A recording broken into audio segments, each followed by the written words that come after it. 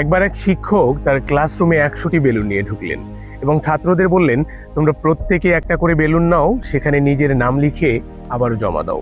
তখন ছাত্ররা তাই করলেন।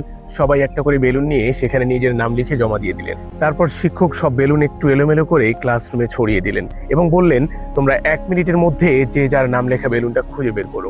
তখন সবাই একটু দৌড়ঝাঁপ শুরু করলো নিজের নাম লেখা বেলুন খুঁজতে, কিন্তু সময় শেষে কেউ কারো নাম লেখা বেলুন খুঁজে পেল না। তখন শিক্ষক বললেন, তোমাদের সামনে থাকা বেলুনটাই তুলে নাও, সেখানে যার নাম লেখা আছে সেটা তাকেই দিয়ে দাও। তখন ছাত্ররা তাই করতে শুরু করলো এবং ১ মিনিটের মধ্যে যে যার নাম লেখা বেলুন হাতে পেয়ে গেল। তখন শিক্ষক একটু মৃদু হেসে বললেন, যখনই শুধু তোমরা নিজের বেলুন খুঁজছিলে তখনই কেউ খুঁজে পাওনি, এবং যখনই অন্যের বেলুন খুঁজে দিতে সাহায্য করলে ঠিক তখনই যে যার নাম লেখা বেলুনটা হাতে পেয়ে গেলে।